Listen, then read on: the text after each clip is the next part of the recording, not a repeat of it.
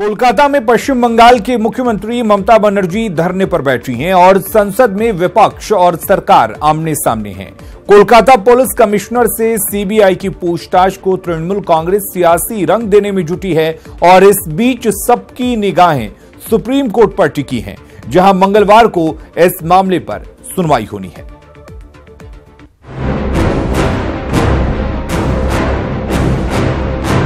कोलकाता और दिल्ली आज हंगामे के तार से एक दूसरे से जुड़े रहे। कोलकाता पुलिस कमिश्नर से पूछताछ का विरोध करते हुए ममता बनर्जी धरने पर बैठी हुई हैं। तो वहीं संसद में तृणमूल सांसदों के साथ साथ कांग्रेस, एनसीपी, आरजेडी और समाजवादी पार्टी ने आरोप लगाया कि केंद्र सरकार सीबीआई का दुरुपयोग कर रही है। इस मामले पर जवाब देते हुए गृह मंत्री राजनाथ सिंह ने कहा कि कोलकाता में घटी घटना संघीय ढांचे पर खतरा है। ये सरकार सीबीआई को एक हथियार बनाकर सभी अपोजिशन लीडर को खत्म करना चाहती है। देश बचाना है, संविधान बचाना है, फेडरल स्ट्रक्चर यानी राज्य का जो अधिकार, ये तीन चीज बचाना है। लॉ इन्फोर्समेंट एजेंसी के भी ऐसा टकराव न केवल दुर्भाग्यपूर्ण है, अपितु यह देश के फेडरल और यह पॉलिटिकल सिस्टम के लिए एक गंभीर खतरा भी है। संसद में विपक्ष के आरोपों को खारिज करते हुए गृह मंत्री ने कहा कि मामले में सुप्रीम कोर्ट के मुताबिक ही कार्रवाई हो रही है। तो संसद के बाहर केंद्रीय मंत्री वीरेंद्र सिंह ने रार ठानने वाले राज्यों को राष्ट्रपति शासन की याद भी दिला दी। संविधान के दायरे में रह के जो भी राज्य सरकारें काम करेंगी वही अच्छा है, वरना आर्टिकल 356 का भी ध्यान रखना चाहिए। इधर बीजेपी ने भी ममता बनर्जी पर हमला बोलते हुए कहा है कि ममता सरकार भ्रष्टाचारियों को तो बचा ही रही है, खुद लोकतंत्र का भी गला घोट रही है। हमारे खिलाफ लोकतंत्र की दुहाई दी जा रही है। संस्थाओं को लेकर मोदी जी, अमित शाह, भाजपा, लोकतंत्र का गला घोटा जा रहा है टीएमसी के द्वारा। आइए अब जान लीजिए वो पूरा मामला जिस पर बंगाल से लेकर दिल्ली तक सियासी तूफान खड़ा हो चुका है। दरअसल शारदा चिटफंड घोटाले से जुड़ी जांच के लिए रविवार को सीबीआई की टीम कोलकाता के पुलिस कमिश्नर के घर छापा मारने पहुंची थी, लेकिन सीबीआई की टीम के अधिकारियों को कोलकाता के पुलिस ने हिरासत में ले लिया, जिसके बाद संघीय ढांचे को बचाने की बात कहकर मुख्यमंत्री ममता बनर्जी मोदी सरकार के विरोध में धरने पर बैठ गयी। अब आइए जान लेते हैं कि जिस सीबीआई और संघीय ढांचे की बात की जा रही है उस पर संविधान क्या कहता है। संविधान के अनुच्छेद 1 के मुताबिक भारत एक संघीय राज्य है। इसमें केंद्र और राज्यों के बीच शक्तियों को स्पष्ट किया गया है। साथ ही दिल्ली विशेष पुलिस एक्ट के तहत सीबीआई का गठन हुआ है, जिसमें राज्य की अनुमति के बिना सीबीआई खुद से किसी राज्य में जांच नहीं कर सकती, लेकिन राज्य की मनाही पर सीबीआई कोर्ट से इजाजत लेकर जांच कर सकती है। बता दें कि पश्चिम बंगाल ने सीबीआई को बैन कर रखा है और इस बीच जब सीबीआई कोलकाता के पुलिस कमिश्नर के घर जांच के लिए पहुंची तो बवाल खड़ा हो गया, जिसके बाद मामला सुप्रीम कोर्ट पहुंचा और इस पर मंगलवार को अहम सुनवाई होनी है। लेकिन इस बीच सवाल ये उठ रहा है कि मामले को तूल देकर धरने पर बैठी ममता दीदी बंगाल के लोगों के मन की बात कह रही हैं या आम चुनाव से ठीक पहले अपनी राजनीति चमकाने के लिए सियासी बिसात बिछा रही हैं। Bureau report, news 18 network. CBI जांच की आंच से पूरे देश की सियासत उबाल पर है। जहां बीजेपी ममता पर हमलावर है तो वहीं पूरा विपक्ष सरकार को ही कटघरे में खड़ा कर रहा है। सड़क से लेकर संसद तक इस पर संग्राम मचा हुआ है। ममता बनर्जी के पास ही धरने पर बैठे ये हैं राजीव कुमार। ये वही कोलकाता के पुलिस कमिश्नर हैं जिन पर सीबीआई शारदा चिटफंड के सबूत मिटाने के आरोप लगा रही। ये वही जिन्हें चीफ जस्टिस रंजन गोगोई ने साफ कह दिया है कि अगर आरोप सही पाए गए तो ऐसी कड़ी कार्रवाई होगी कि कमिश्नर को भी पछताना पड़ेगा। दरअसल राजीव कुमार भले ही वेस्ट बंगाल कैडर के आईपीएस हो, लेकिन मूल रूप से यूपी के संभल के रहने वाले हैं, जहां उनकी मां भी उनके बचाव में खड़ी थी। अच्छा, हम ये और पूछना चाह रहे हैं आपसे, हम आपको बता देते हैं सीबीआई पूछताछ के लिए गई है, वहाँ पर मुख्यमंत्री धरने पर बैठे हैं, तो आपको लगता है कि इस टाइप का कोई गलत काम करते रहे होंगे? तो फिर आखिर क्यों सीबीआई पहुंच रही है इनके पास, कुछ कह सकते हैं वो जाने।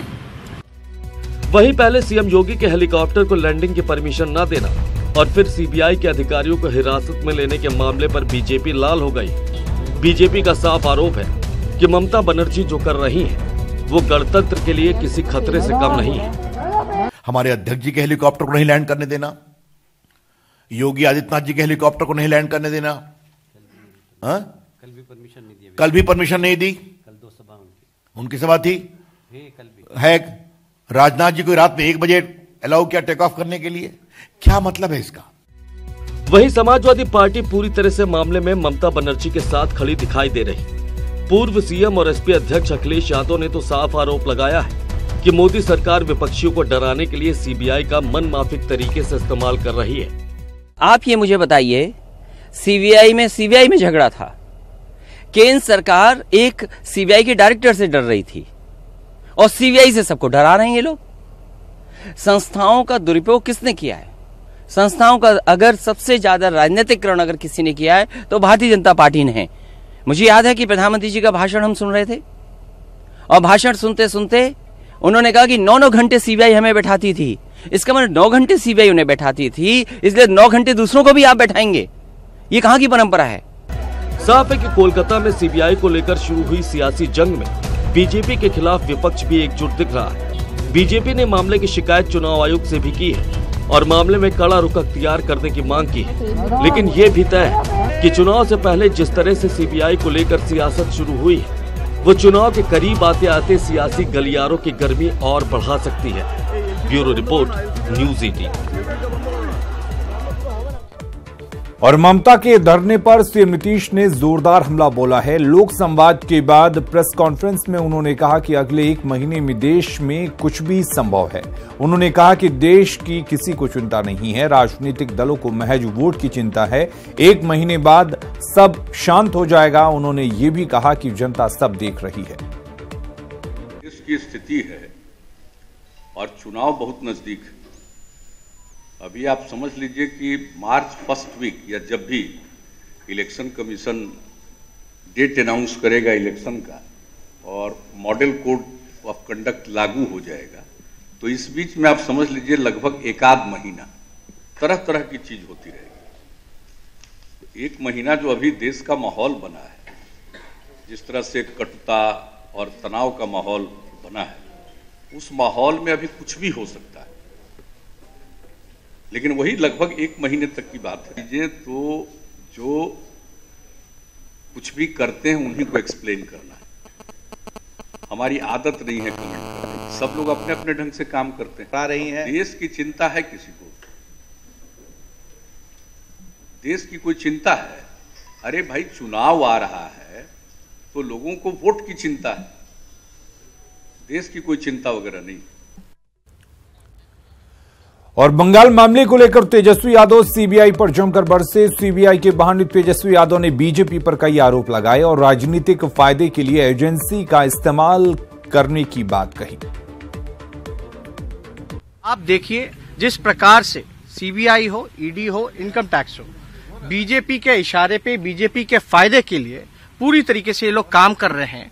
और सवाल ये उठता है कि सेम वही घोटाला जो बंगाल में जिस के लिए कमिश्नर से पूछताछ के लिए वो लोग गए थे, अब क्या नियम है, कायदा है, ये तो वहां जाकर के ममता जी से मिलेंगे और पूरी बात हमको पता चलेगी। प्रधानमंत्री नरेंद्र मोदी अपने रेडियो कार्यक्रम मन की बात के जरिए 2014 से जनता से जुड़े रहे। अब 2019 लोकसभा चुनाव नजदीक है। ऐसे में मोदी की सरकार ने भारत के मन की बात नरेंद्र मोदी के साथ नाम का कार्यक्रम शुरू किया है। इस कार्यक्रम के तहत अब जनता अपने मन की बात लिखित या वीडियो के माध्यम से नरेंद्र मोदी को कह सकेगी। 300 वीडियो रथ पूरे देश के गांव-गांव में घूमेंगे। बिहार में उप मुख्यमंत्री सुशील मोदी और बीजेपी के प्रदेश अध्यक्ष नित्यानंद राय ने 17 रथ को रवाना किया। सुशील मोदी ने कहा कि बीजेपी ने घोषणा पत्र तैयार करने की प्रक्रिया का लोकतांत्रिकरण कर दिया है। अधिकांश राजनीतिक दल और नहीं जनता घोषणा पत्र को कभी गंभीरता से लेते थे। भारतीय जनता पार्टी ने इस बार घोषणा पत्र तैयार करने की प्रक्रिया का लोकतांत्रिकरण कर दिया है।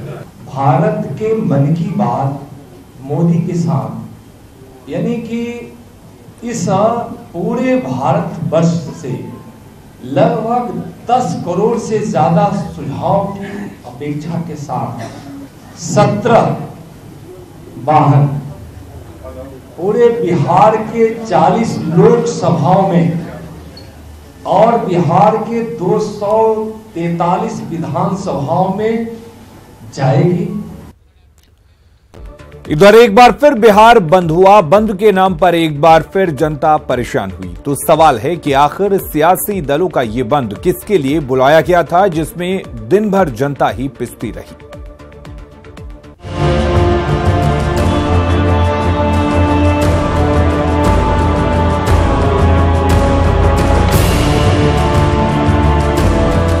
बिहार बंद की ये तस्वीरें पटना की हैं। उपेंद्र कुशवाहा पर हुए लाठीचार्ज के विरोध में महागठबंधन के नेता सड़क पर उतरे, पुतला जलाया, गाड़ियों को रोका और सड़क पर लेट गए, लेकिन गाड़ियों को जाने नहीं दिया। पुलिस बंद समर्थकों से ट्रैफिक फ्री करने की अपील करती रही, लेकिन नेताजी लोग सड़क पर बैठकर सुर में सुर मिलाते रहे, नारा लगाते रहे, भाषण देते रहे। आखिर इन्हें लोगों की परेशानियों से क्या मतलब? और संविधान को कुचलने का कुत्सित प्रयास हो रहा है, जिसका जनता निश्चित रूप से विरोध करेगी। आने वाले चुनाव में सबक सिखाएगी। हमारा है कि लोकतंत्र जीवित रहेगा तब ये देश जीवित रहेगा। ऐसी स्थिति में हम लोग एक अंग हैं महागठबंधन के, ये हम पार्टी, उसके तरफ से हम लोगों ने अपना प्रोटेस्ट हम लोगों ने यहाँ जाहिर किया। महागठबंधन के बड़े नेता तो बंद में शामिल नहीं हुए, लेकिन जो लोग आए उनके समर्थकों ने पटना की यातायात व्यवस्था को 3 घंटे तक करीब करीब ठप कर दिया। बहुत ही परेशान होते हैं, साधन नहीं मिलता जाने करने का। अभी आप पैदल जा रहे हैं? हाँ, पैदल जाने पड़ रहा है, मेडिकल कॉलेज जाना है। कहाँ ये बंद राजनेता बंद करते हैं, लेकिन वो जनता का ध्यान नहीं रखते। राजनीति में जनता आज हाशिए पे जा चुकी है और जनतंत्र का मूलाधार जनता है, लेकिन आज देख रहे हैं कि हम जैसे बहुत सारे सवारी जो है वो पैदल मार्च कर रहे हैं। ये कोई पहला मौका नहीं है जब किसी बंद से जनता परेशान हुई है। फिर सवाल है कि जब जनता के नाम पर बुलाई गई बंद से जनता को ही परेशान होना पड़ता है, तो फिर ये बंद किसके लिए? जनता समझदार है और सब कुछ समझती भी है। ये अलग बात है कि जाति, धर्म और छोटे छोटे फायदे के झांसे में आकर कभी कभी अपना बड़ा नुकसान कर बैठती है। न्यूज़ 18 के लिए पटना से अमित कुमार सिंह की रिपोर्ट। चुनाव आयोग ने झारखंड की नई मतदाता सूची का प्रकाशन कर दिया है। पिछली बार की तुलना में करीब 1% वोटरों की संख्या में वृद्धि हुई है। वहीं चुनाव आयोग ने नई लिस्ट में सख्ती दिखाते हुए राज्य भर से 1,39,322 मतदाताओं के नाम वोटर लिस्ट से काट दिए हैं। लोकसभा चुनाव से पहले चुनाव आयोग की बड़ी कार्रवाई। 1,39,322 मतदाताओं का नाम वोटर लिस्ट से कटा। एक से अधिक स्थानों पर वोटर कार्ड और सही पता न होने पर कार्रवाई। लोकसभा चुनाव को लेकर चुनाव आयोग ने राज्य में नई मतदाता सूची का प्रकाशन कर दिया है। नई सूची के मुताबिक 30 जनवरी 2019 तक राज्य में पिछले साल की तुलना में इस बार 1.02% वोटरों की वृद्धि हुई है। नई मतदाता सूची का प्रकाशन। पुरुष मतदाता 1,15,07,697। महिला मतदाता 1,04,73,475। थर्ड जेंडर मतदाता 307। कुल मतदाता 2,19,81,479।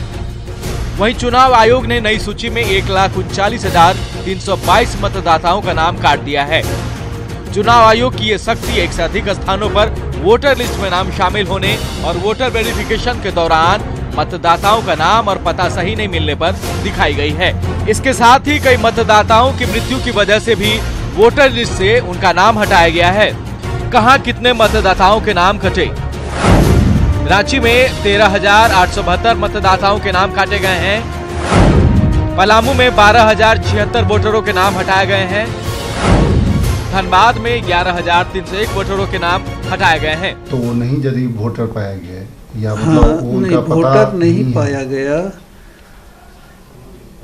तो उसका बिना प्रमाण के डिलीशन नहीं होगा। जब वो नहीं पाया गया है और कितने माह से एब्सेंट है वो फॉर्म 7 भरवा के ही डिलीशन होता है, ऐसे डिलीशन नहीं होता है। तो बीएलओ ने ये पूरी प्रक्रिया अपनाई? हाँ, पूरी प्रक्रिया अपनाई जाती है। फॉर्म 7 भर करके जांच होती है, उसी के आधार पर डिलीशन होता है। निष्पक्ष चुनाव कराने को लेकर चुनाव आयोग कटिबद्ध है और ये नई लिस्ट बीएलओ की रिपोर्ट के बाद चुनाव आयोग ने प्रकाशित की है। इसी लिस्ट के आधार पर इस बार लोकसभा चुनाव संपन्न होंगे। रांची से न्यूज़ 18 के लिए भुवन किशोर झा की रिपोर्ट। भागलपुर में एक छोटी सी लापरवाही ने एक ही परिवार के 4 मासूमों की जान ले ली। घर के 3 सदस्यों को अस्पताल पहुंचा दिया और करीब 1 दर्जन घरों को खाक कर दिया। भागलपुर में आग का तांडव।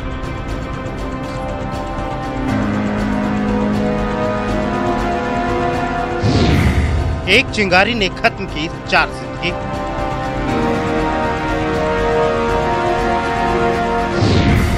कई घर खाक। बीती रात बरती गई एक छोटी सी लापरवाही ने नौगछिया के श्रीपुर गांव को शमशान में तब्दील कर दिया। अलाव से निकली एक चिंगारी ने 4 मासूमों की जिंदगी छीन ली।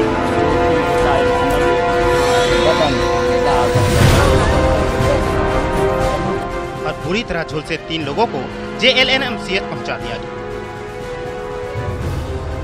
आग इतनी भयानक थी कि देखते ही देखते करीब दर्जन भर घर जलकर खाक हो गए। हालांकि स्थानीय लोगों ने फायर ब्रिगेड की मदद से आग पर काबू पा लिया, लेकिन तब तक बहुत कुछ खत्म हो चुका था। उसकी दुकान झाड़ू लगा के दुकान के साइड में उसको जमा करके उसमें आग लगा दिया था।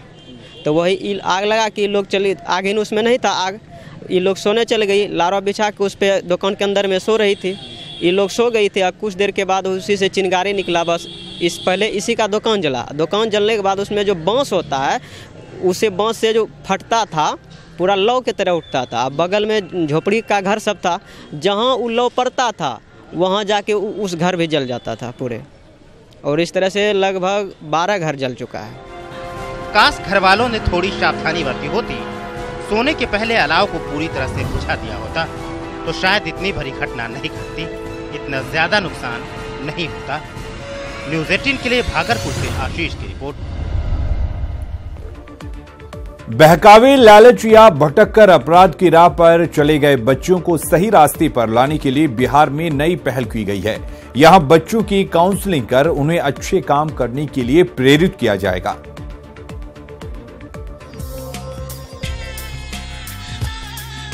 चमचमाता 3 मंजिला भवन और दीवारों पर बच्चों के पसंदीदा कार्टून कैरेक्टर।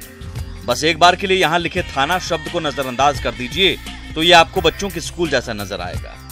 दरअसल ये एक नई पहल है बाल अपराध को रोकने की। ये एक नई कोशिश है अपराध की राह पर भटके बच्चों को नई दिशा दिखाने की। और ये बाल सुधार गृहों से हटकर एक नया कॉन्सेप्ट है बिगड़े और भटके बच्चों को सुधारने का। ये सूबे का पहला बाल मित्र थाना है, जिसे नालंदा के बिहार थाना भवन में ही खोला गया है। इसका उद्घाटन किशोर न्याय परिषद के प्रधान दंडाधिकारी मानवेंद्र मिश्र और SP सुधीर कुमार पुरिका ने किया। बच्चों को यहाँ डरा कर नहीं बल्कि समझाकर सही रास्ते पर लाने की कोशिश की जाएगी। तो जो यहाँ पकड़ के आएंगे जो सामान्य प्रकृति के अपराध में, उनकी काउंसलिंग और बाल कल्याण पुलिस पदाधिकारी द्वारा ही यही कर ली जाएगी। उनको उनके अभिभावक को सौंप दिया जाएगा और यह निर्देश दिया जाएगा कि आप बच्चे को अमुक तिथि को बोर्ड में प्रस्तुत कीजिए। जो जघन्य अपराध में बच्चे पकड़े जाएंगे अब उन्हीं को तुरंत किशोर न्याय परिषद में प्रस्तुत किया जाएगा। बच्चे पुलिस वालों से जल्दी घुल मिल जाएं, इसके लिए यहाँ तैनात पुलिसकर्मी सादी वर्दी में रहेंगे।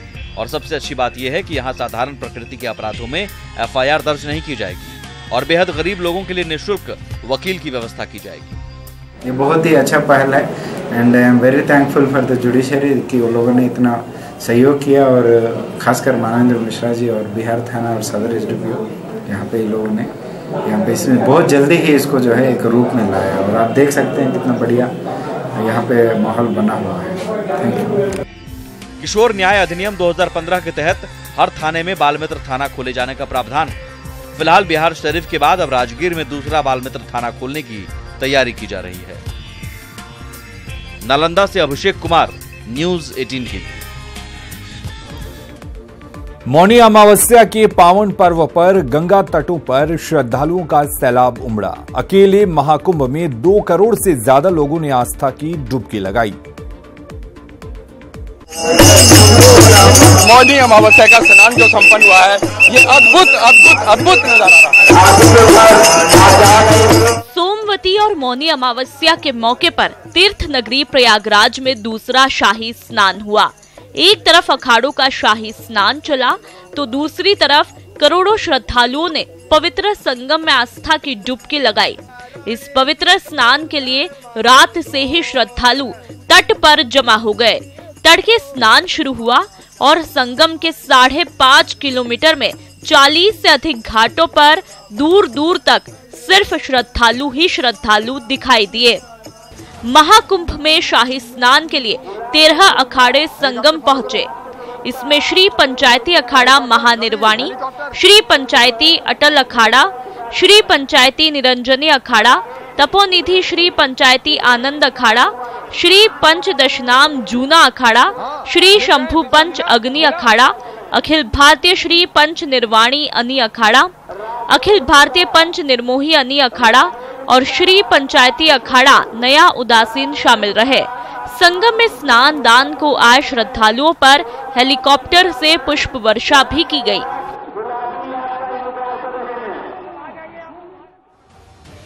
श्रद्धालुओं की संख्या के मद्देनजर प्रशासन ने संगम पर चाक चौबंद प्रबंध पहले से ही किए हुए थे, जिसकी वजह से सुबह दिन चढ़ने के साथ 2 करोड़ से ज्यादा श्रद्धालु संगम में पवित्र स्नान कर पाए। प्रयागराज से दूर उत्तराखंड में हर की पौड़ी और ऋषिकेश में भी श्रद्धालुओं का सैलाब उमड़ा। हर की पौड़ी में जहां 5 लाख श्रद्धालुओं ने स्नान किया, वहीं ऋषिकेश में दूर सुदूर से आए श्रद्धालुओं ने आस्था की डुबकी लगाई।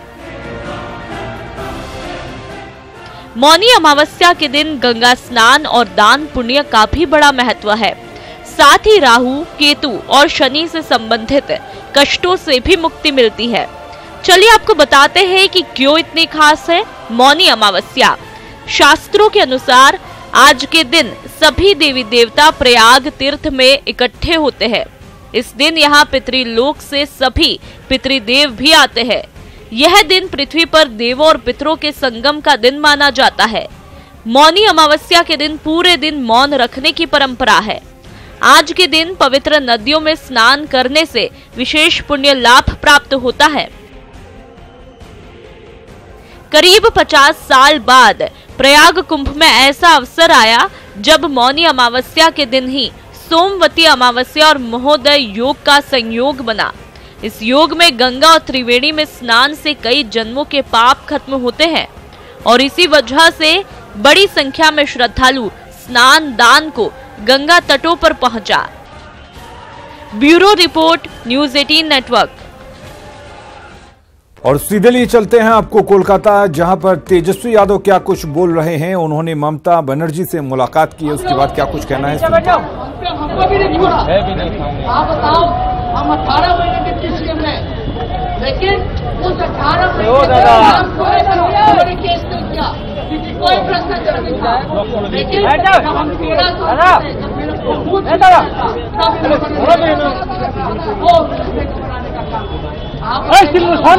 घोटाला करेगा पूरी ये पॉलिटिकल कॉन्स्पिरेसी है, ये नकारात्मक राजनीति है, नेगेटिव पॉलिटिक्स है। और हम पीएम नरेंद्र मोदी जी से हम अपील करते हैं, वो बड़े और हमारे अभिभावक करते हैं, लेकिन हम उनको एक ही चीज कहना चाहेंगे कि पीएम आते हैं और जाते हैं, लेकिन संस्थाएं हमेशा रहती है। बर्बाद करो ये देश।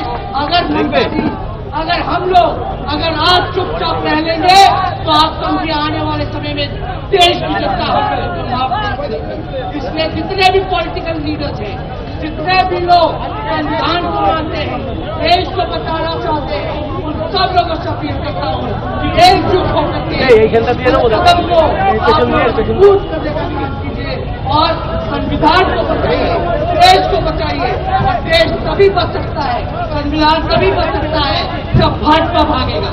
इसलिए हम लोगों ने संकल्प लिया है, देश को बचाना है। अभी देखिए एविडेंस नहीं, अगर कुछ एविडेंस होता तो आज पेश कर देते, लेकिन कोई एविडेंस नहीं। ऐसे लोग हैं जिन्होंने बीजेपी में जा करके आज उनसे कोई नहीं पूछा। आज मुझे दुख इस बात का है कि हमारे चाचा डर गए, इसी वजह से वो बीजेपी में गए थे नीतीश कुमार जी।